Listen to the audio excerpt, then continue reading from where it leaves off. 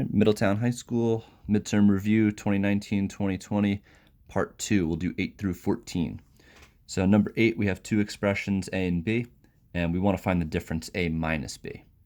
So this is a little tricky here because we have just these two letters, a minus b, but we have to do some substitution for the letters a and for the letter b. B is a quantity of a polynomial, multiple terms. It needs to be contained in parentheses as a result. So I have my a, which is 3x squared plus 5x minus 6. That's one thing. And then I'm subtracting b, which I will contain in parentheses, very important, negative 2x squared minus 6x plus 7. Step 1, we need to eliminate these parentheses. To do that, I'm going to distribute the negative and write this whole thing out without the parentheses. So I have 3x squared plus 5x minus 6. That all stays the same because I don't have anything in front of the parentheses. Then when I distribute the negative, it's going to change the sign of each of these terms. Negative times negative is positive. Negative times negative again is positive. And then negative times positive is negative. Now I just have one big expression with some like terms that need to be combined. I'll start with the highest degree, the squared. Degree is determined by exponent. So I have 3x squared and I got 2x squared. Those will combine to make a 5x squared. Then my x terms, I got a positive 5 and a positive 6. That makes 11. So these are done. And then I have a negative 6 and a negative 7. That's going to make a negative 13. And these are done. So I've combined all the terms that needed to be combined. 5x squared plus 11x minus 13 is the answer. And that happens to be answer choice 2. All right, number 9, we want to find the product of these two polynomials, and we want to know what's true about the result. So first of all, product means multiply. Multiply. In order to multiply, similar to number 8, we're going to need to contain these in parentheses because they are polynomials. So I have x squared minus 2x plus 3, and I have x plus 1. Let's find the product. In order to find the product, I'm multiplying with the distributive property. I need to multiply each term in this group of parentheses by each term in this group of parentheses. I'll demonstrate this with these arcs. So I'll take x squared, I'll multiply by x. That will give me x to the third. When I multiply exponentials with the same base, I'm going to add the exponents. This is x to the first power, x to the second power. 2 plus 1 is 3. Then x times 1. X squared times 1 will be x squared. Now it's time for the negative 2x. Negative 2x times x will be minus 2x squared. Again, I've added the exponents. 1 plus 1 is 2. Negative 2x times 1 will stay negative 2x. Finally, the 3. 3 times x is 3x. And then 3 times 1 will be 3. Now look for some like terms and combine them.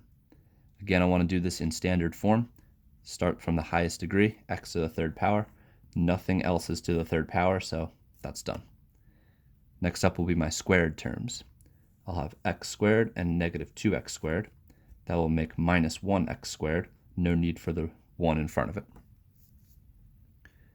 So squared terms are done. Then will be my x terms, negative 2x, positive 3x. That will make plus x. And finally, no other constants other than the positive 3. So plus 3 will go on the end. All right, which statement about the resulting polynomial is true? The leading coefficient is 2. Well, the leading coefficient is going to be the number that's in front of the variable of the highest degree. The variable of the highest degree is right here, x to the third. We do not have a 2 in front of it. The leading coefficient is actually 1. So it can't be that one. The degree is 3. If the degree is 3, that means the highest exponent value among all variable terms is 3. So here we have the highest degree. It's a 3. This is the answer. This one says the constant term is 4. That's not true. It's a 3. The constant term is the number without the variable. And then finally, 4 says the number of terms is 5. Terms are separated by addition and subtraction. So 1, 2, 3, 4. There's actually 4 terms here, so it can't be these. All right, number 10.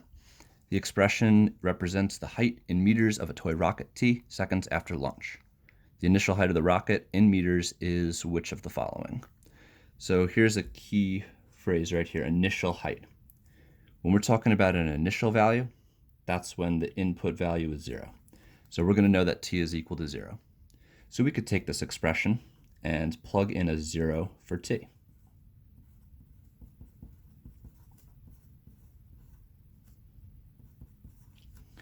Zero squared is 0, and anything times 0 is 0, so that term just becomes a 0. 50 times 0 is just 0. Then we have a plus 2, and 0 plus 0 plus 2 is just 2. So we get 2. Notice that 2 is the constant. Whenever we're looking at a polynomial like this and we want the initial, whenever we're plugging in a 0 for the variable, we're always just going to get the constant on the end. So 2 is the initial height.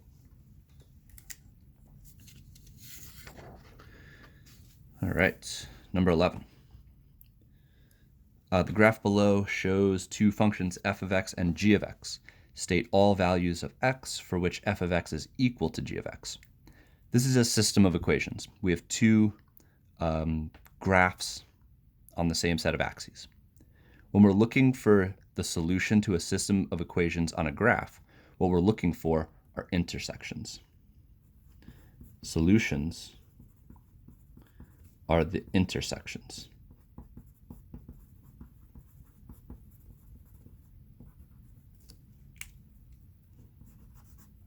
Okay, so we have two intersections, one right here, one right here. And they want the values of x.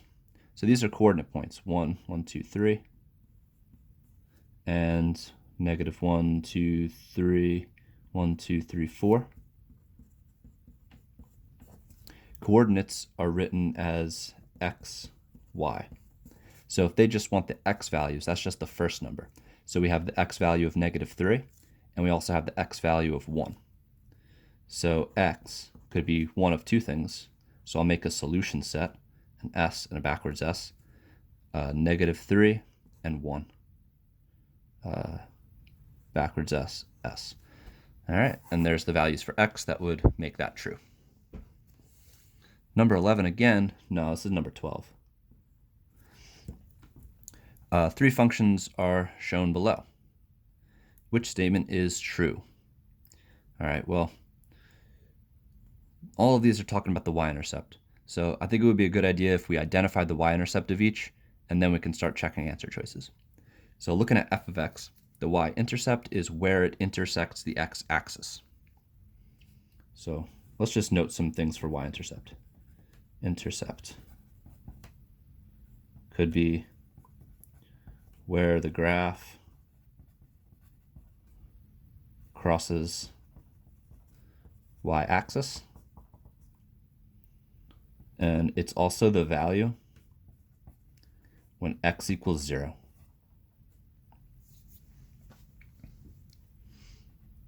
Okay, so where the graph crosses the y-axis, or the value when the input is 0, in this case x. Okay, so looking at f of x, we can see it crosses right here. That's at positive 1. So the y-intercept is 1. For g of x, we'll have a, make that into an I.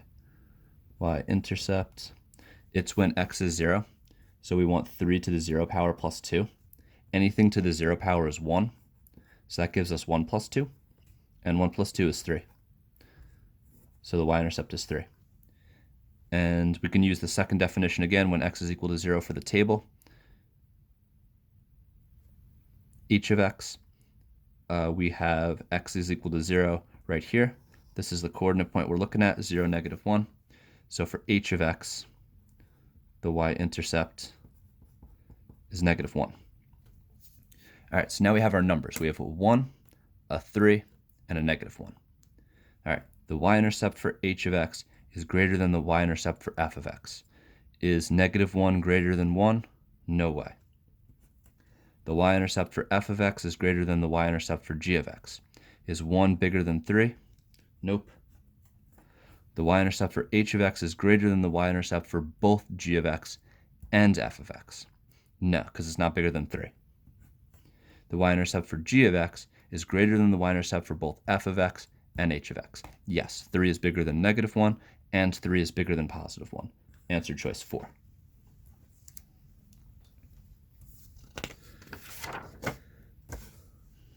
All right, 13. When the function y is graphed correctly, how should the points be drawn on the graph for an x value of 1? All right, so this is getting at which we should plug into and what creates an open circle versus what creates a closed circle. If you have an inequality that is less than or greater than without the line underneath, we have an open circle.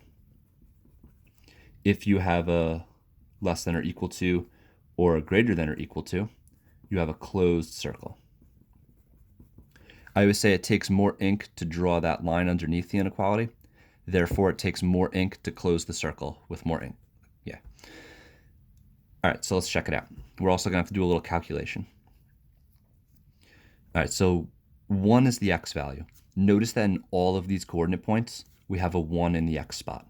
1, 3, 1, 0, 1, 0, 1, 3, yada, yada. So we just need to plug this 1 in for both the top and the bottom and generate where the open circle should be. This should generate the open circle. The bottom one will generate the closed circle because I have the line under here. I don't have the line underneath here. All right, so if I plug in a 1 for the top, that would be a 1 plus 2. That gives us the 3. Aha. So 3 needs to be the open circle because I don't have the line underneath. For the other one, no, not x, 1. 1 minus 1 quantity squared will be 0 squared, which is 0. So the 0 needs the closed circle. The 3 needs the open circle. All right, so open circles at 1, 3, and 1, 0. No, that's not true because 1, 0 needs the closed circle. So one's got to be open, one's got to be closed. Therefore, 1 and 2 are right out. Open circle at 1, 3, that's true because 3 generated the open circle. And a closed circle at 1, 0, that's also true because I got the line underneath. Answer choice 3 is it. And this is just the backwards version of that, so it can't be that one. All right, 14. What is the domain of the function shown below? Domain is x values. Left to right. All right, so we just discussed a little bit the difference between open circles and closed circles. Here we have closed circles, meaning that the values need to be included. Notice that all the answer choices have the line underneath the inequality. That's a good thing. That's correct. But the important thing is we need the numbers. Since domain is x values, we want to see how far left to right we go. This is the leftist point, and this is the rightist point. The leftmost point to the rightmost point. So let's find the x value of the leftmost point. It's at -1. So here x equals -1. And then here's the rightmost point. 1, 2, 3, 4, 5, 6. This is the point 6, -2. And here x is equal to 6. So I'm going from -1 to +6. Both of these answer choices say -1 to +6. So these ones are out. But check this out. This one has x's, this one has a y. But domain is x values. So if I'm talking about domain, I want to talk about x values. So it's got to be answer choice 1. All right, that's part 2.